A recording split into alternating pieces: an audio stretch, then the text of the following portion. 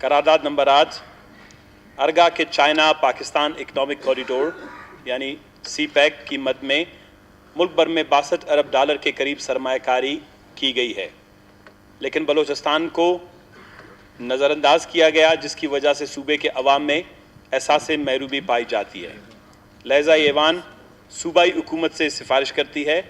کہ وہ وفاقی حکومت سے رجوع کرے کہ وہ سی پیک کی مد میں کی جانے والی غیر منصفانہ تقسیم کے بابت فوری طور پر ایک قومی کمیشن کی تشکیل کا اعلان کرے، بلوچستان کو سی پیک کے منصوبوں کی تفصیلات اور رقبے کی بنیاد پر اس کا حق ادا کرنے کو یقینی بنائے تاکہ صوبے کے عوام میں پائی جانے والی احساس محرومی کا ازالہ ہو سکے۔ ایڈمیسبلٹی کی وضاحت فرمائیں۔ میرے خیال میں تحریک کے حوالے سے اگر آپ رائے لیں، اگر میرے خیال میں شاید اس پہ کسی کو اعتراض تو نہیں ہوگا، میں دوبارہ جناب اسپیکر یہ دہرانا چاہوں گا کہ جس طرح میں نے اپنے پہلی تحریک التوا میں یہ تو قرارداد ہے کہ آج کا ہاؤس یہ دو قراردادیں بڑی اہمیت کی حامل ہیں۔ جس طرح تعلیم کے حوالے سے تھا، سی پیک کے حوالے سے بلوچستان کا ایک کنسنسس، ایک متفقہ موقف آنے کی ضرورت ہے۔ سی پیک کے حوالے سے پاکستان میں اس وقت جتنی بھی انویسٹمنٹ آئی، انیشیلی جو 33 بلین تھا، پھر وہ 40 بلین ڈالر ہو گیا، پھر ابھی 62 اور 72 بلین ڈالر تک یہ پورٹ فولیو سی پیک کا جو ہے پہنچ گیا ہے۔ اس میں 4 مختلف کمپوننٹس ہیں۔ اس میں سب سے بڑا انرجی کا تھا، ایک انفراسٹرکچر کا ہے، اس کے علاوہ اس میں ریلوے، اس میں اپنا فائبر آپٹکس، اور دوسرے اس میں پورٹس، جی انرجی میں نے ذکر کیا،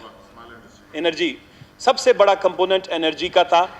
انفارچونیٹلی انرجی کے جتنے پروجیکٹس یعنی 14 پاور پلانٹس جو آئیڈل سے یعنی پانی سے چلنے والے تھے یا کوئلہ سے چلنے والے ہیں، گیس سے چلنے والے ہیں، بجلی کے جتنے بھی پلانٹس ہیں، وہ پاکستان کے ایسٹرن رم جس کو کہتے ہیں، پاکستان کا جو مشرقی علاقہ ہے جس میں سندھ اور ناردرن پنجاب کے کچھ علاقے آتے ہیں، یہ تمام وہاں پر لگائے گئے۔ بلوچستان میں ایک بھی پروجیکٹ نہیں لگایا گیا۔ پاکستان میں پہلی دفعہ تاریخ میں 750 kV ٹرانسمیشن لائنیں بچھائی جا رہی ہیں، ہزاروں کلومیٹرز، تو وہ 2500 کلومیٹر جو ہے وہ بجلی کی جو ہے آئی پاور لائنیں جو ہیں وہ پنجاب اور سندھ میں بچھائی جا رہی ہیں۔ بلوچستان اس سے محروم ہے، بلکہ سارا جو مغربی رم ہے جس کو ویسٹرن رم کہتے ہیں پاکستان کا، جس میں FATA, Balochistan up to coastal area یہ سارا آتا ہے، یہ سب اس سے محروم ہے۔ اس کے علاوہ گوادر پورٹ وہ فیڈرل کا سبجیکٹ ہے، اس میں جن ٹرمز پر چائنا کو دیا گیا اس پہ بھی بلوچستان میں پچھلی حکومتوں نے نہ تو اس اسمبلی میں اس کو زیر بحث لائے، نہ اس کے فوائد نقصانات۔ 40 سال کے لیے جب آپ ایک اپنا علاقہ دیتے ہیں کسی کو، تو ایک اسمبلی جو ہے آج کل 40 سال کے لیے اگر کوئی گھر بھی دیتا ہے، پورے قبیلے کے لوگوں کو بلا کے صلاح مشورہ کرتا ہے۔ آپ 40 سال کے لیے اپنا ایک بہت بڑا علاقہ جو ہے آپ کا کوسٹل ایریا بشمول گوادر جیسا ڈیپ سی پورٹ، تو میری خواہش یہ ہے کہ جناب اسپیکر اتنے اہم موضوع پر جس سے بلوچستان کا مستقبل وابستہ ہے، جس سے بلوچستان کی آبادی کے تناسب میں تبدیلی جیسی تشویشناک چیزیں منسلک ہیں، جس میں ہمارے آنے والے نسلوں کی مستقبل کا روزگار منسلک ہے، جس میں وفاق اور صوبوں کے درمیان ایک نیا سوشیو اکنامک آرڈر، جس طرح ورلڈ آرڈر کہتے تھے، سی پیک کے بعد صوبوں اور وفاق کے مابین ایک نیا سوشیو اکنامک آرڈر جو ہے وہ ڈیولپ ہونے جا رہا ہے۔